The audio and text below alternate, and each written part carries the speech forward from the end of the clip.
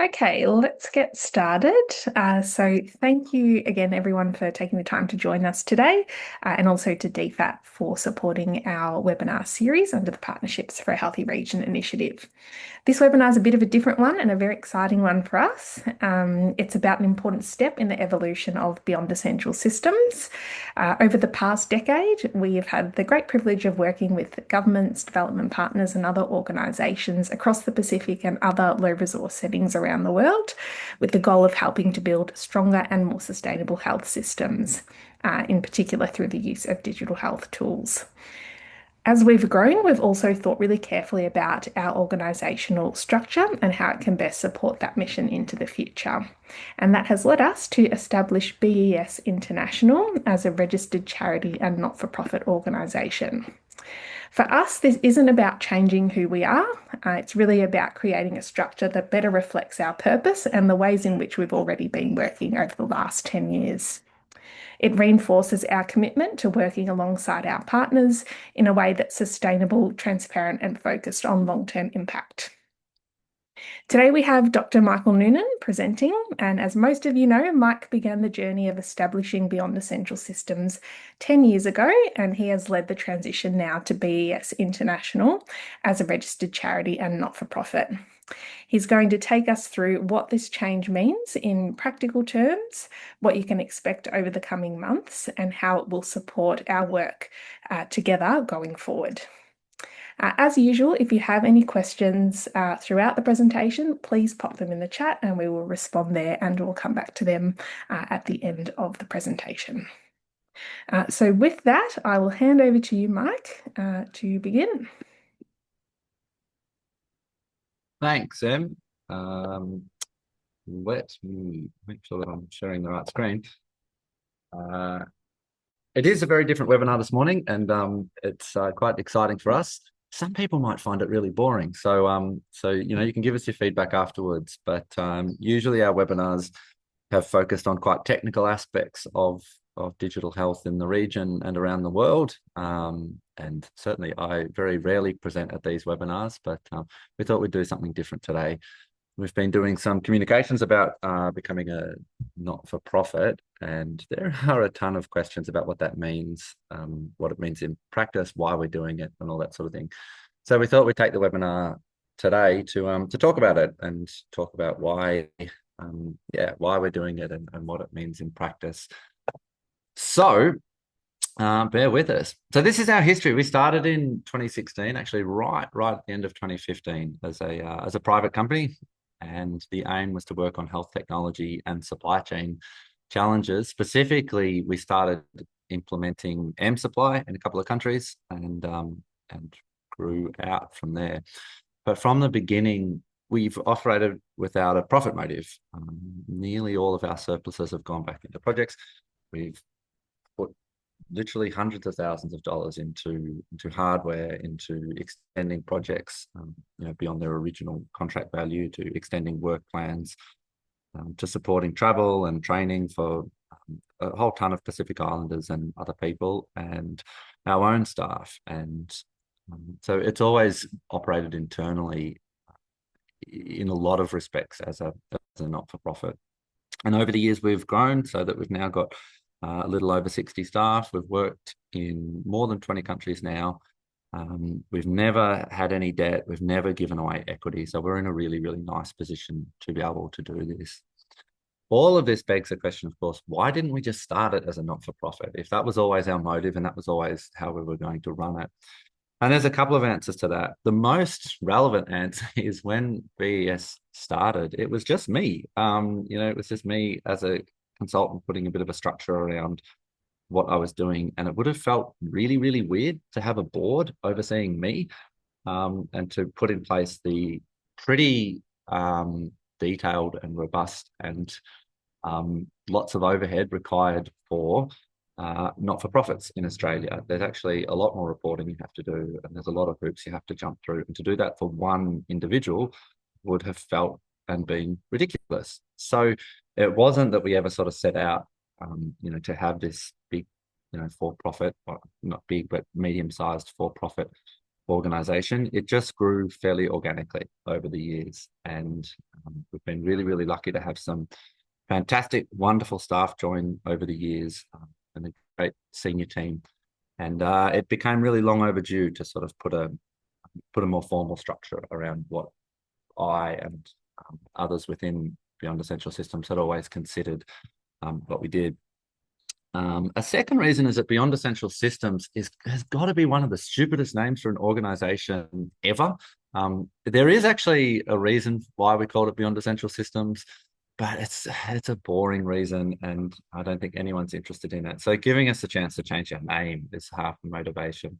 But finally, there are advantages when you are starting up a software organization. And if we'd known we were going to develop as much software as we have over the years, we probably also would have started as a private company. It gives you a lot of flexibility, the ability back when we started to hire people immediately, make same day offers and take on a lot of risk and do all the things that startups do is quite difficult. Not-for-profits have to move more slowly, which is completely appropriate. You have to have a lot more policies in place. There's a lot more due diligence in place. And for the first 2 or 3 years, that would have held us back, I think. And there's quite a few people that can speak to that experience. Being a private company allows you to be really, really agile and really, really flexible. And we don't need quite so much agility these days. We move more slowly these days anyway. So this is our new legal structure. We are now called BES International. The BES International is a new entity. It's a public company limited by guarantee, which means you don't have shareholders.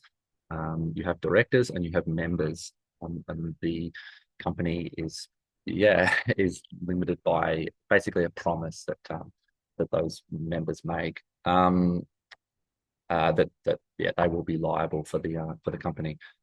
It's a registered charity with ACNC, so it's a registered charity in Australia, and it has DGR status, deductible gift recipient status, which means that, for example, people can donate money to BES International and it's tax deductible. Not that we expect floods of donations, but it's a nice status to have, and it gives us some tax benefits that I'll talk about in a little bit that are really, really advantageous and give us more money to spend on our projects.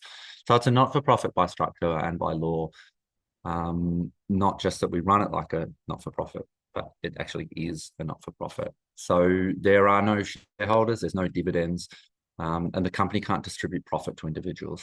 According to our constitution, we can't we can't pay money to our board members. Not trying to get around any system. It's a genuine move to be a not-for-profit. I think the other thing to make really clear is this is not a side organization. If you look at a lot of big companies, they will have a foundation that does some work on the side for them. Atlassian, I think there's the Atlassian Foundation or the Canva Foundation. I actually don't know if there is a Canva Foundation, but a lot of the time these big companies will have a foundation, and that's fantastic. Those foundations can go and do, not-for-profit work as a sort of side business, but it's not the core part of their business. Ours is different. We are moving all of our core business, all of our operations, everything into the new structure. This is not a side thing. It's not a sub company or anything like that. The idea is that eventually everything will move across to BES International. What that means is that surplus revenue stays in the organization. It gets directed back into projects and products. Not-for-profits can still make a profit, but it has to stay within the organization and get spent on things that contribute to your mission. And the name change reflects something real. It's not so much a name change as it is a structural legal change. That formalises something that we've always believed in. And what we've always believed in is an open source philosophy. So I hope that everyone knows that our software is free and open source, and is all available in the public domain. There would be debates, I think, that would go on about the value of having actual lines of code in the public domain and whether that's of any benefit to anyone. We think that it is, that it makes your software far more transparent. It can help to make it more secure, although that's an ongoing challenge in an AI age. But the structure of our license means that we can never turn around and put a paid license on it, which is really, really important. But open source as a philosophy extends far beyond source code, lines of software code. It means that all of your system documentation should be in the public domain. All of your training resources should be in the public domain. As much as possible, all of your successes and failures should be in the public domain. We may gloss over some of our failures sometimes, but where there are reports or internal data that we have, as long as it doesn't make any of our partners look bad, as much as possible, you should try and put that in the public domain so that people can learn from it. And reflecting all of that now, our structure is now in the public domain. Our board will be a public board. Our finances will be public. It's a continuation, I think, of an open source philosophy that has to be sort of, part of your DNA, or there's no point in doing it. Part of that, or if not just part of it, I think the majority of that is so that the power sits with our partner countries. I think one of the biggest problems that we've always had, and why I've always had enormous respect for several mentors of mine. I see Craig Drowns on the meeting, and I'm sure that he would agree with this, is that a lot of private software companies hoard power. Incumbency is power. They implement software and they implement projects with the intention of controlling them indefinitely and locking people into licenses and data models and processes that they can't get out of. And that's the opposite of what we think. We think that the power should sit with our partner countries and with partner organizations. And open source across everything that you do allows that to be the case. Now, we want to work with our partner countries and our partner organizations for a long time into the future. We want to keep supporting them. But if they don't want to work with us, they shouldn't have to. If we've implemented a software that they love using and they're getting great benefit out of, or some training resources that they really enjoy using, but they don't want to work with BES, they shouldn't have to. They shouldn't have to keep paying us or keep engaging us. If there's another organization that can do a better job or do the same job but more cheaply. And that puts pressure on us to keep doing a good job and to keep charging as low an amount as we can to continue doing that work as it should be. And this is just a continuation, I think, of that philosophy. So we do have a board, but at the moment it's only really an interim board with one external member. So me, Erin, and Emily, who most of you will all know, make up our interim board. And we've added one external member, Danya from the M Supply Foundation, who is, I would like to say, an old friend of ours and that we've known for many years, and is great at what she does and brings a whole ton of skills, including herself, a lot of experience helping to run a not-for-profit based out of New Zealand, but really, really similar principles and similar size and sort of operational capacity. And so Danya is a fantastic addition to the board. Our ideal board size is to move up to 6 or 7 people. And that means we will reduce the number of people internally and add more external people. And so we'll be looking for people with experience in health informatics, business development to help us sort of grow and sustain what we do, international development, including in particular around public health, and also some more technical skills like finance and risk, potentially software engineering, although we've got a lot of in-house capacity there, but adding skills that will help the organisation, as I say, to grow and to be sustainable and to be safe, and that's our next job. So we're open to ideas. We'll be approaching a few people over the coming months. There's no urgent need to fill those board positions in the next couple of weeks, so we want to do that really carefully. But we're certainly open to ideas if people want to send them through. As I said at the start, with the caveat that the board members of BES International almost certainly can't be paid. You can't be paid if you're from a high income country. There are exceptions for members that we have from low income countries. So this is, I've sort of buried the lead here by saying, well, why are we making this change? And I think I've probably already covered things on here. I think our belief structure and what we want to do hopefully is clear, and that's what we want to really communicate. But there are also other tangible benefits, and we don't want to sort of pretend that those benefits aren't there, and that this is entirely altruistic, and it's entirely around handing power over to the people that we work with. It does increase our eligibility for certain grants and contracts. So when you run what we've been running, which is essentially a private for-profit company, but with non-profit ideals and with a non-profit sort of approach, you don't get a lot of the benefits of being a not-for-profit. There are certain grants, there are certain contracts that come up that are only eligible for not-for-profit organisations. And so becoming eligible for them is an instant benefit. There are charity tax concessions. So as I said, people can donate to us. Have no great plan for that. So we are very open to donations, but we don't expect them to come flooding in. But if in the future we do build a structure around that, they'll be tax deductible. More immediately, we are now exempt from paying payroll tax in Victoria, which is quite a substantial tax. It's, I should know this off the top of my head, 6 or 6.5% tax on payroll for our staff employed in Victoria, which is quite a lot. So that instantly gets waived, and that's just more cash that we can put back into our work.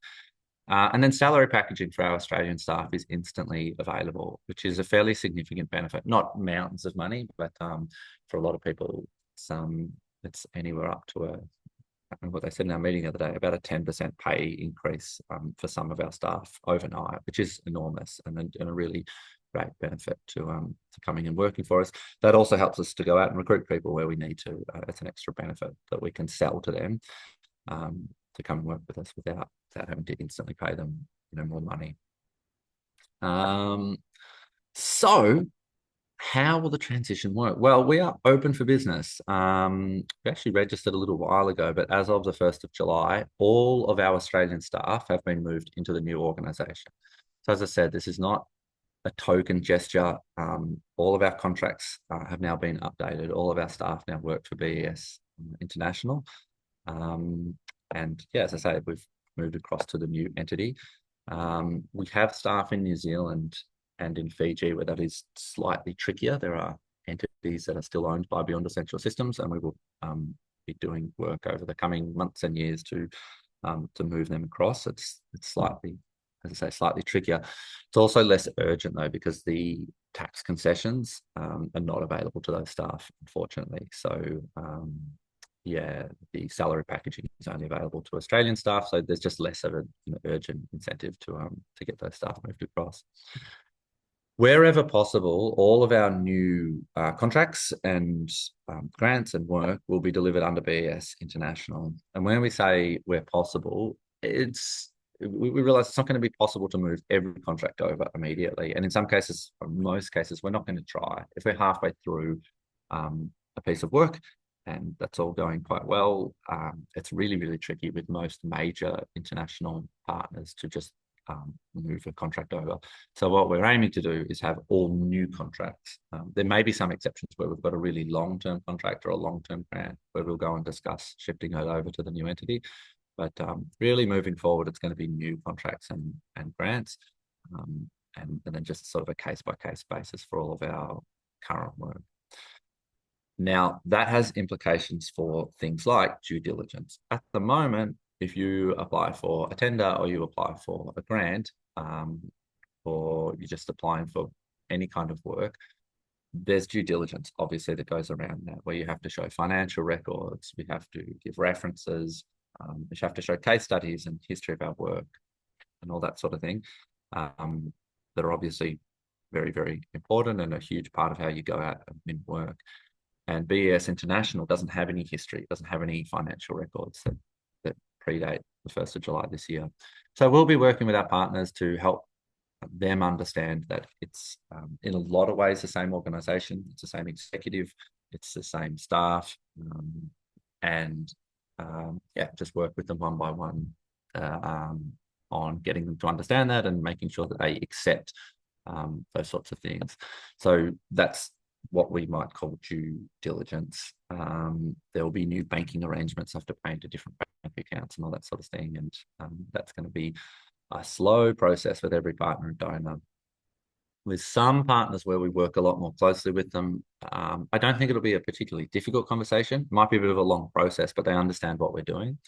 But for other organisations like a WHO or a UNICEF, where we have existing contracts, we have past work, it will be trying to speak to the right people to get them to understand what it is we're doing. Yeah, we might have to do a bit of a roadshow of that and do this same meeting again and again to hopefully get them to understand it. That is sharing our constitution, sharing our charity registration, our governance documents, and showing the link between Beyond Essential Systems and all the great history of work that was built up and the new entity, BES International. So when we do that, if you represent one of those organizations or one of those countries, we're just asking for as much understanding as possible so that we can walk through it with your compliance team, your finance team, your legal team, whoever the most appropriate person is or people to help them understand what we're doing and to accept some due diligence documentation from Beyond Essential Systems while we move across to BES International. And frankly, the M Supply Foundation provides a really, really good template for this. And it's one of the reasons that we've done this because it makes us confident that it is possible. They have moved from sustainable solutions, which they were for many years, over to the M Supply Foundation over the last 5 years or so. I should know that off the top of my head, and have done it really, really successfully. And it's been, in my opinion, a great success. And so we're just looking to sort of emulate what they and other organizations have done. So what does this mean for you? Well, hopefully it doesn't mean much at all. It's the same team. Our staff are not changed. It's the same work. Our software is the same. Our trademarks, so our logos, our website, our emails, our social media accounts have all been transferred to BES International. So you'll see the same thing. We'll update a little bit of copy on our website, a little bit of the description on our social media accounts and that sort of thing will change to be more descriptive about who we are. And we will proudly be announcing in every presentation that we are not for profit. But nothing else should change. You'll still see your same project manager. You'll still see your same software engineers. The support team is unchanged. You may see some updated paperwork. So you might see some renewed agreements. You might see it changing from Beyond Essential Systems to BES International. But that's, yeah, as I say, that's what we want you to understand. That's the reason. We may ask you to participate in some due diligence. And we may even ask for references in the future that people understand, so that people understand Beyond Essential Systems and BES International are not one and the same, but a continuation of each other. And we'll only be doing that with really close partners that really understand and trust the process. But if you have any questions, just reach out. We're all the same people. We've all got the same contacts. And whoever your BES contact is, in most cases, that's a project manager, but it may be the support team, is still your first point of call. And we've been communicating with everyone internally as clearly as we can, so they should be able to answer most of your questions along the way. It's not supposed to be a big, scary process for any of our partners. We just want you to understand what's going on and know it's not a scam, it's not a side hustle, it's not a side project. This is what we are becoming, and yeah, we're excited about it. So that's the presentation. I'm happy to send it over to questions. I'm hoping that there are a couple, but you can type them in, or you can ask them, or you can give us your thoughts.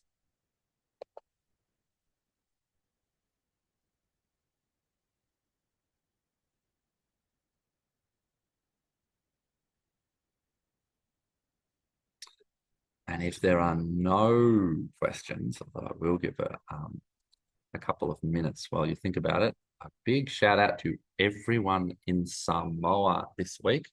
I notice that there's no one from Samoa on the call, I don't think, but that's because they are too busy. We have been doing our go live in the inpatient departments of TTM Hospital this year, which is this week, which is really, really exciting. Does it change the areas in the world where you will be focused on? Nice question from Diana and Craig. And the answer is no, not at all. We'll continue to focus on low and middle income settings. I think really importantly, hopefully it helps to crystallize that is what we're focused on, low and middle income settings. We we do only the tiniest little bits of work in high income settings like Australia, and that's not going to change. I mean, obviously we'll do any work that comes through the door, but our focus is still on low and middle income settings, focused on the Indo-Pacific region, but also we intend to hopefully grow our impact and our software footprint into Southeast Asia and into Africa. I'm doing a little bit of work at the moment to sort of try and grow into West Africa, Southern Africa. Amanda, you have your hand up. Yes. Hi, Michael. Lovely to see you again. It's been a while. Hi, Emily and everyone.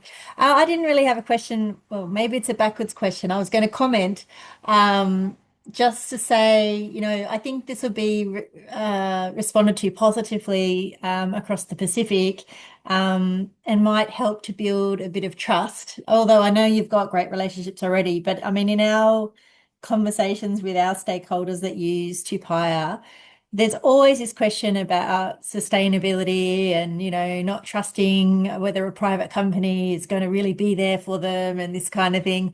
It always comes up. So I was just going to comment that I hope that this will actually be viewed very positively in that respect. You're not the evil private company anymore. So I hope that'll be reflected really positively with our stakeholders. So I think it's an exciting change. And I don't know if you want to comment back on that, but or what you think about that. But it was just to comment that I think that will be viewed favorably. And yeah, well done and good luck with the transition. Oh, thanks, Amanda. And I mean, that's a huge motivation for us. And I think you're exactly right. I think that's always the impression that people will have, no matter how much you reassure them. I hope people have never seen us as the evil private company, but a private company in some ways maybe should never be trusted. And I think that's probably a good thing. Like having skepticism around private companies is a good thing. Not to say that you don't work with them, but that you should be, wary of them to an extent. And there's actually a really tangible reason for that, which is, the hit by a bus philosophy. While me and Em and Erin and others are around, we would like to think that there was never any risk that we were going to, sell off or charge exorbitant fees or whatever the case may be. But we won't be around forever and we may get hit by a bus. And there's nothing to prevent a private company being sold to private equity in a moment of madness or being sold to, a big competitor or whatever. And then nothing would prevent them from doing all of the, I'm not say evil stuff, but the commercial stuff that that private companies do and try to profit from, that sort of thing. And I'd be lying if I said that over, 10 years, you never got that temptation to be like, oh, maybe this would just be easier if we just sold it to someone else. Like we're only human and, you get a stressful month and like, of course, that sort of thought enters your head, not even for profit motives, just for like, it would just be easier to have someone else do this sometimes. Maybe less so more recently, but removing that possibility, I think is really crystallizing and it's important. And yeah, we're really excited by it. And yeah, hopefully it does change perceptions, because it's one thing to constantly say, don't worry, we're going to be with you for the long term, and we're not making mountains of profit out of this, but that's all just words until you actually do it in practice. So thanks. Yeah, we hope that it does change perceptions.